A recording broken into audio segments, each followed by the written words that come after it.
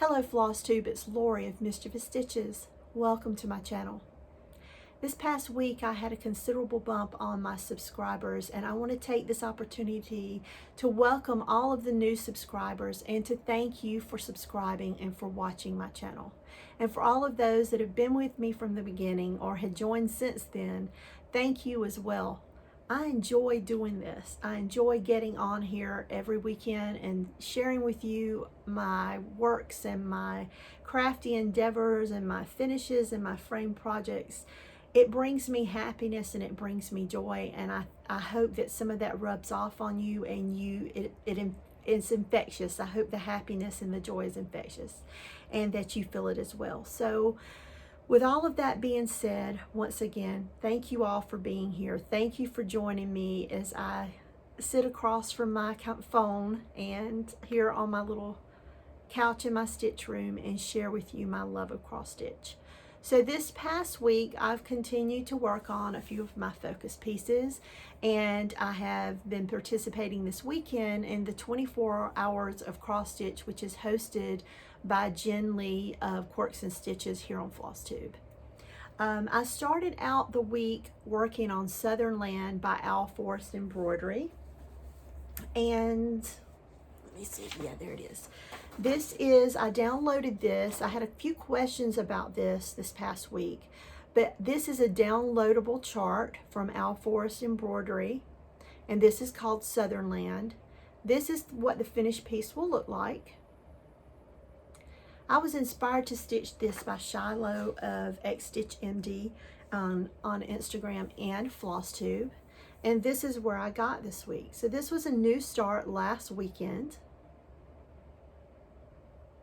and I'm really enjoying it. So today I plan to continue on with this one.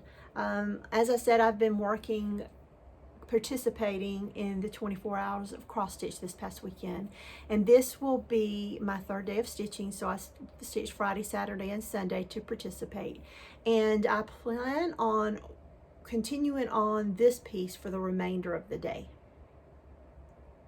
So what I've been doing, the premise is that you spend 24 hours whether you stitch a full day or whether you are team sleep like me, and I can't stay up all night stitching like that. My eyes would not allow me. But the premise is that you spend 24 hours stitching. So what I've been doing, since I really do not know how much I stitch every day, so I decided to use the stopwatch on my phone, and I have been keeping track of how many hours. And as of last night, I had stitched, I think it was like 9.5 hours over 2 days. Now I will say that some of that stitching is just because I was participating in 24 hours of cross stitch. But generally on a weekend, how many hours I stitch, like many of you, just depends on what I'm doing for the weekend, whether we have plans or family gatherings or whatever. But with the COVID, I'm spending more time at home. Other than work and maybe a grocery store run, I pretty much am home. We do have family that do come in and out, but for the most part I'm home. So I am stitching a little more now than I would when, say, several months ago before COVID. I'm sure this is probably similar to most of you, and I do find that I'm enjoying spending more time at home. But with that being said, the premise of the 24 hours of cross stitch was to do 24 hours of stitching over the weekend. And as of last night, I was 9.5 hours in, and I have spent the last hour or so stitching a little bit on Southern Land, so it may be more like 10.5 hours now. But I have dinner to prepare for the family and after this video, so I probably will not sit down to stitch again until around 6 or 7 p.m. And I'll post my final total on Instagram for those that follow me there. I did make a post Friday night when I started, and Friday night what I ended up stitching on was Cooper from Kathy Barrick. It is a stitch along that I'm doing with Jen of Jen's Stitching Niche for Friendship Friday. And once again, I should have went through and dug out the pattern cover for this, but I'm going to show you Cooper.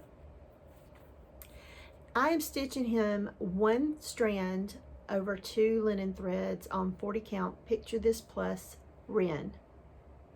So what I got done this week was I finished the M, and I have the partial Q, partial R, and this star. I finished his wings down the side. I went a little further down on his neck, and if you can see, it's kind of checkerboard. I do like that, but it gets a little tedious. And there was a little bit of a discussion in the comments last week concerning this. This is a Picture This Plus fabric, and it says it's 40 count, but it's difficult for me to see. And I do find that their fabrics seem to a little more plump. The fabric threads are a little more plump.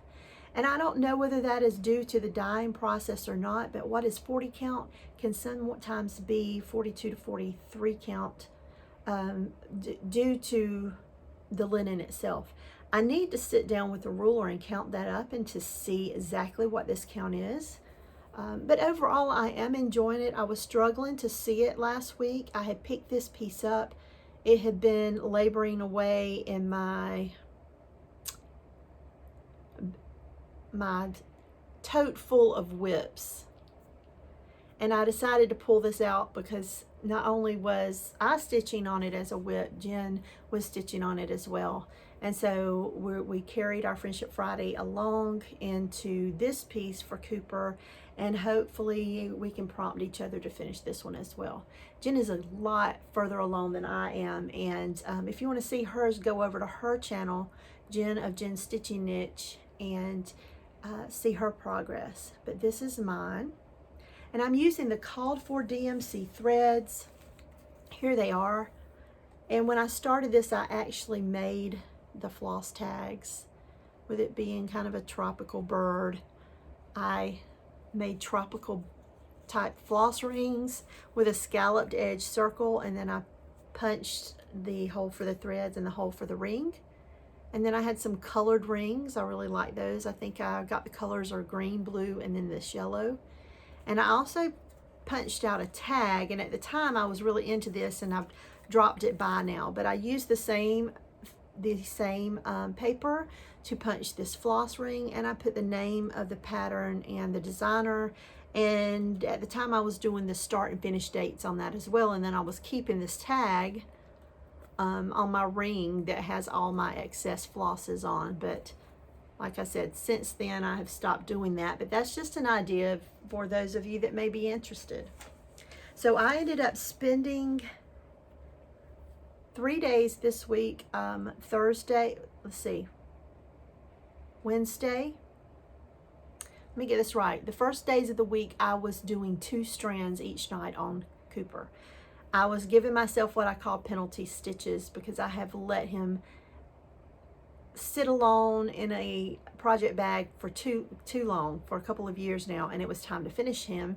And so I would allow myself to work on something else, but I had to put 2 strands of thread in Cooper first. So on Thursday and Friday, I decided to give my stitch time those evenings to Cooper, and that's how far I got. And I think I got a good bit of progress, and I'm happy with that. He's not gonna be a big boy. Of course, you can see I'm already in the Q's, QR in the alphabet. So he is sitting on a limb, and then the limb goes down around in here, and then that's basically it. So the biggest chunk of stitching on this is going to be on Cooper's body and his neck. But the alphabet is nothing to stitch. So there's that. And then I spent a couple of days this week catching up with my current BAP, which is The Fall by Barbara Anna Designs. And let me show you that cover. I downloaded this one as well from Creative Poppy Cross Stitch. And this is what the finished piece will look like. And I'm at the bottom. I wouldn't even call it a third. So I have the horse, the cow, and the heel. I have to finish Eve and the wording beneath the heel. So in preparation for 24 hours of cross stitch, I spent Thursday evening. I'm going to quit with the dates because I really can't remember. So I'm just going to say I spent an evening this week outlining the horse. Knowing that there's a lot of stitching in the horse, I thought maybe I would give myself a little push, give myself something to focus on during 24 hours of cross stitch, and possibly get the horse completed. That was a lot of stitching. So I'm going to show you where I am. So this is the fall. A lot of you have been cheering me on to a finish on this one. It is such a beautiful piece. I really look forward to finishing this one up. But this is where I got last night on the horse. That's 5 hours of stitching. Now this is a 40 count. Picture this Putt Plus. I believe this one is Wren as well. Yes, it is. Picture this plus Wren. All that I worked on last night for 24 hours of cross stitch was this little, looks like a thistle. It's like a purpley gray color in the thistle, and then the horse. That's it. And I binge watch on Netflix Longmire. My husband and I watched it the first couple of seasons here. I believe it was on, well, it was on one of the cable channels or the satellite channels, and they moved it to Netflix, and I just thought I would binge watch Longmire and stitch on this horse. But that is where I'm gotten. So hopefully by next weekend I will have finished in coloring in the lines for that horse. I'm using the called for threads for this one, DMC threads, and here they are. Now this particular pattern has such beautiful colors. It is not a reproduction sampler, so I plan on putting my name on it, but those teals and blues are very beautiful. If you focus in on them now, you can see the green of the grass is not actually green, it's a dark teal, but there's that dark teal and other shades of teal and blue throughout the pattern, and I really like those colors. So in addition to that,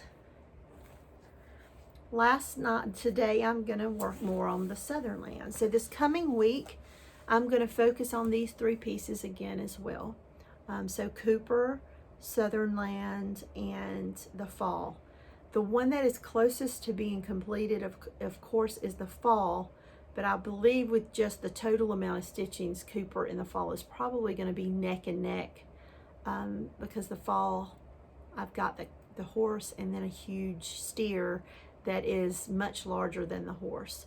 So by the time I outline him, I'm probably looking at about 2 or 3, probably 2, maybe 3 days of just stitching on that steer. But the motifs around the steer are not going to take me much longer. So the 2 pieces that I'm closest to finishing are going to be the Fall and Cooper. So I'm probably going to give them both a little more extra time this week versus Southern Land. But I do plan to stitch on Southern Land tonight, and probably again tomorrow and maybe Tuesday before I switch again. I also discussed in my last video about the Prairie Schooler Christmas Eve. It is a piece that I started in 2018, and I was stitching on that for both Jolly July and Christmas in July, and I had to put it down. I was not enjoying the fabric, and I even switched fabrics to another fabric that I had discarded for a different piece, and found I just couldn't. It was too loose. It was a Wheat Style Works parchment. It was too loose, and as I think someone said, if you're not enjoying the journey, don't take the trip. I just couldn't. So I wasn't really sure what was rolling around in my mind to grasp, and I realized after reading many of the comments, my problem was not that I was unwilling to switch the fabrics. it was that I was giving up on a piece that I had stitched so much on. I wasn't happy with the thread coverage. I wasn't happy with the fabric. And like I said, someone said, if I wasn't enjoying the journey, don't take the trip. So I am going to stop working on that piece until my fabric comes in. I did order a piece of sage jobelin, and someone did comment on the video that they didn't think that there was a sage anymore. There is. If you go on 123 Stitch, I think it says sage/natural. So the sage color is still there, it just has a different name. So you may want to check that out if you had been looking for that fabric. And it's a color that oftentimes the older prairie schoolers will suggest. I also had a full finish this week. On Instagram, I was shared with all of you that I was going to use the Liberty House sampler piece that I finished for 4th of July on a needlebook, and I've never done a needlebook before. So I watched a few videos from Flosstubers on to people who sew to get ideas, tips and tricks on finishing up a needlebook for myself, and I want to share with you what I have. I'm so excited. So it's rather large, but this is the Liberty House sampler by Heart and Hand Needle Arts, and this is my needlebook. So I used the red checked homespun, and it had a 2.5 inch strip here and a 1 inch strip on top and bottom, and of course that allowed for seam allowance. And then so I cut the whole piece out.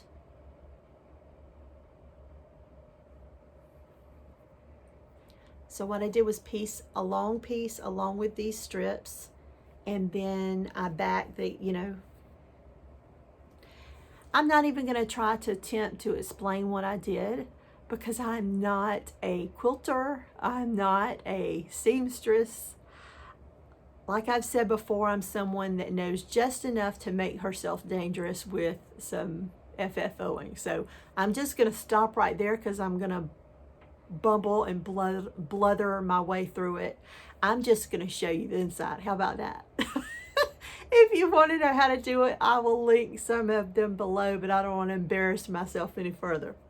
But this is, once again, Liberty House sampler, and I have a crocodile, and I took some of this jute, and I put one of the used the crocodile to put a little grommet there, and I used a little army button that I had thrifted, and some wooden spools that I had gotten from Hobby Lobby, and just attached them with knots in the jute. And then on the inside, I've used some more military buttons and pins that I had picked up thrifting. Some of them are from Jacob's NJROTC days from high school, and one of them is a little special something, but this is the front. And of course, the inside is the homespun as well. But I put 3 different layers and kind of did it like a book. Can you see my seams there? So I bound these 3 different shades of felt, which is red, white, and blue to go with the theme, inside my needle book. So there's 2 pages of each color. So on this page, I just put a few needles, and then this is one of Jacob's pins from his 2nd year of NJROTC. And then there are some of the bulb pins that I had. Oftentimes, if you've not noticed, if you get a new shirt, they sometimes now attach the tags with the bulb pins. And so when I see one, I keep it. So that's where those come from. And then on this one, I had some red, white, and blue ribbon, and I just sewed that with the machine. I didn't do a really good job on it. It didn't stay as straight as I would have hoped. I don't know whether that was just due to my sewing or the felt or both, but I put that as the edging for that page. And then this is a counting pin someone had gifted me with, and I stuck that in there. And then this is my father was a city letter carrier for the Postal Service, and so my mom took some of his patches from his uniforms many years ago, because he has since retired, and I do still currently work for the Postal Service. So I decided to put this in the book as well, because, you know, military serves, but so do letter carriers. They serve the public. But I left the top open so that I can put my scissors in there, so it's a little scissors pocket. So I thought that was a really neat idea. And then I've got a couple of other needles stuck in there, and then that is more of the ribbons from Jacob's NJROTC days, and then that's it. So I don't think I'm done. I'm sure that there are going to be other things that I'm going to put in here. I do have a cute little button that I got from somewhere. I like the look of that. I wasn't sure if I wanted to put it on the front, or maybe get a few other buttons and put them down the front, or put them inside on a page. I thought about doing some, what do you call them? Anyway, other little things that I could make or attach in here, but I'm just really happy with how it turned out. I'm very, very happy. So I'm going to have all different kind of things in here, things that make me happy. Pins, needles, counting pins. So I guess my advice, my unrequested advice, would be, if where there's a will, there's a way. So if you have, you're tired of framing things like me, or you're trying, you know, I want to further educate myself on how to finish items in different ways, but I'm never going to do it if I don't take that first step to do it. So like I said, I watched several different videos, and there's many other women and men out there just like us doing these videos that are sharing their knowledge with you. And every person I watch, they give me one little tool that I can put in my own personal tool belt that I can use to complete something. And I thank them for that. I thank them for sharing their tools and their tricks and tips with me, so that I can become more confident in finishing. And I just hope all of you will do the same, because I love to watch you finish. It inspires me. It gives me ideas that I may not have already had. So thank you for sharing your tips and tricks with me. And I hope you get some inspiration from this, because this made me very excited to finish this up.